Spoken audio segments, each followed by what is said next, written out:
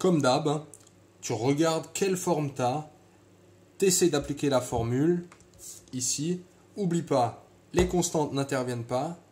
Donc si je te demande de faire la primitive de ça plus ça, bah c'est la primitive de ça plus la primitive de ça. Voilà. À toi de jouer.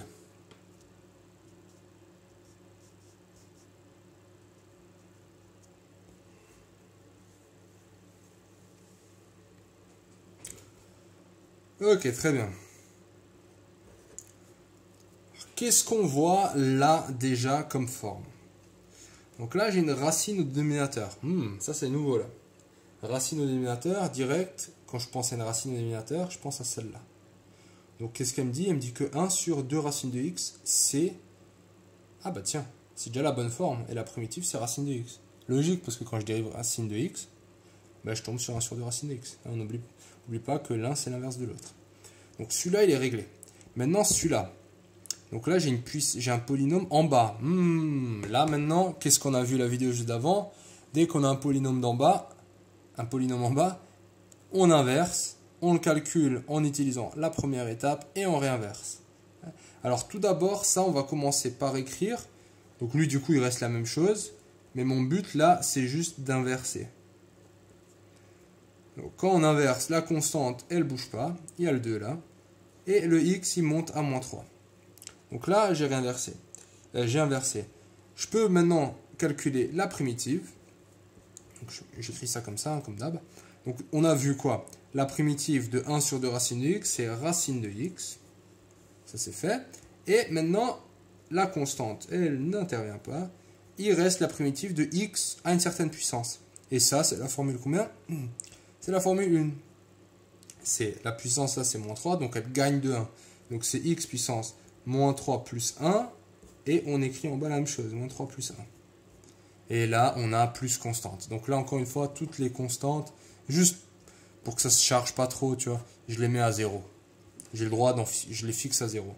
Donc ça, c'est pas toutes les primitives, c'est une primitive en particulier. Très bien.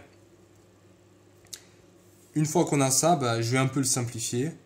Et après, je réinverse.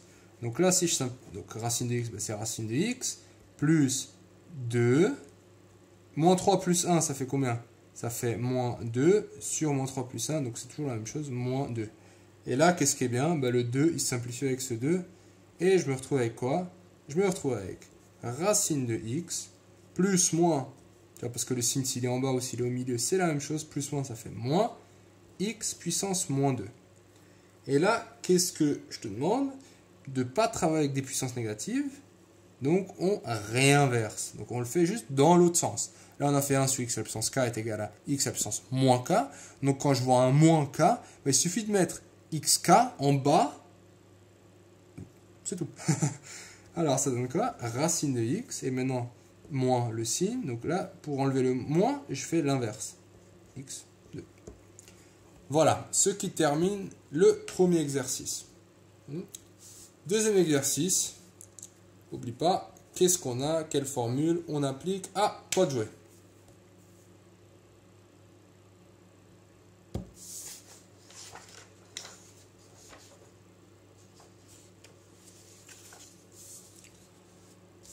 Qu'est-ce que je cherche à te montrer dans ce deuxième exercice?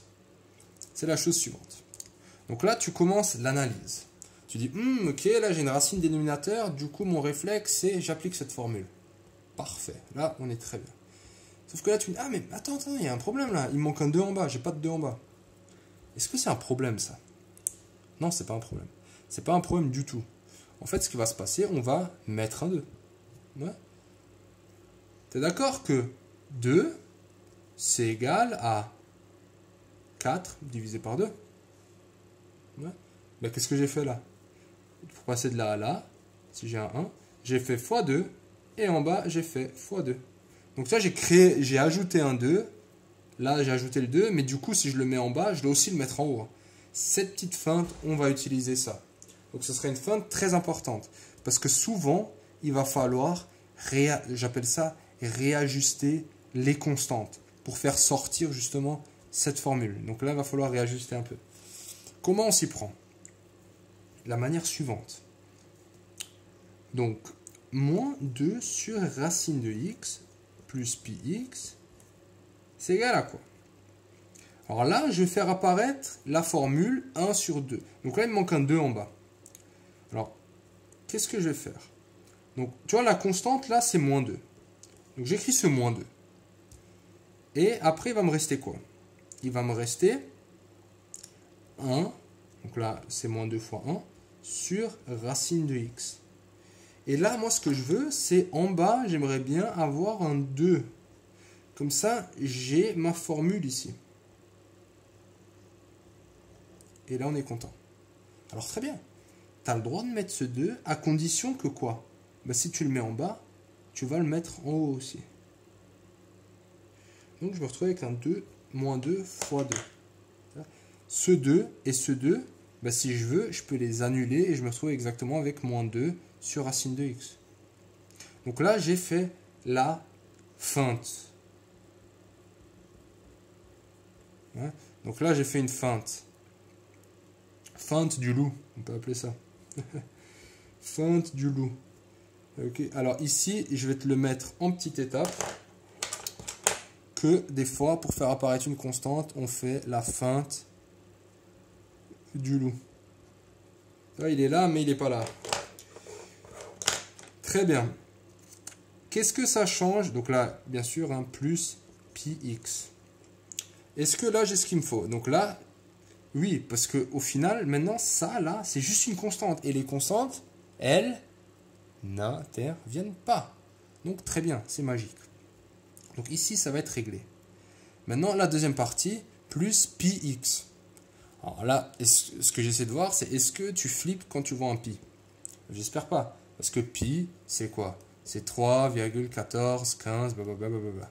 Donc c'est juste une constante, donc ça n'intervient pas.